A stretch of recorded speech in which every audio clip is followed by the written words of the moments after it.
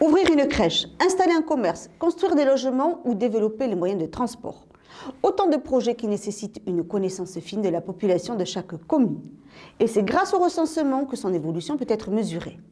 À Souston, celui-ci débute demain pour une période d'1 mois. Une vingtaine d'agents recenseurs va donc sillonner la commune. Reportage.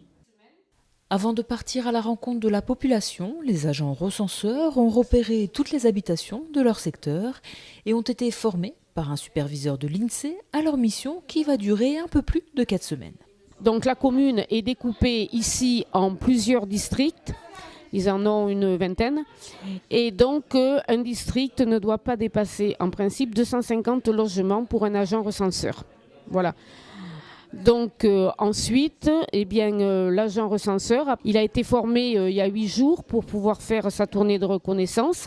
Et là, il va être maintenant, il est revenu, il vient en 2e séance de formation.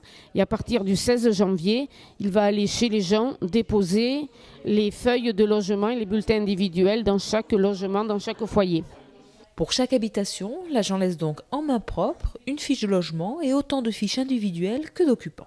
Nous proposons toutes les fiches à la charge de remplissage de la personne et nous revenons ultérieurement le lendemain ou le surlendemain pour récupérer les documents.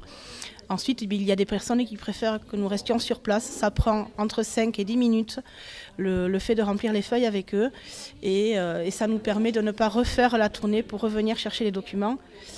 Et c'est tout aussi sympathique aussi, comme ça, si les personnes ont des questions à poser, évidemment, elles hésitent ou autres, on est sur place pour les aider à remplir.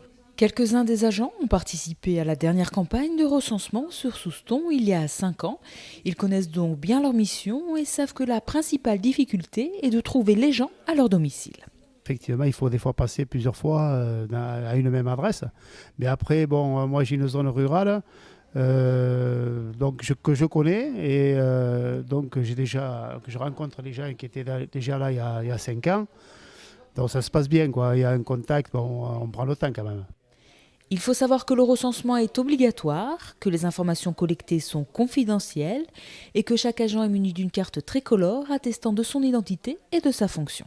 Nous nous présentons tous avec une carte d'identification qui a été imprimée par la République française avec notre photo dessus. Donc tout autre agent qui n'a pas la carte, qui n'a pas sa bonne photo, ne sera pas un vrai agent recruté par la commune. Le site de la ville a d'ailleurs mis à disposition de tous ces cartes d'identification et les plans des différents secteurs de recensement. Dès demain, les agents seront sur le terrain. À vous de leur réserver le meilleur accueil.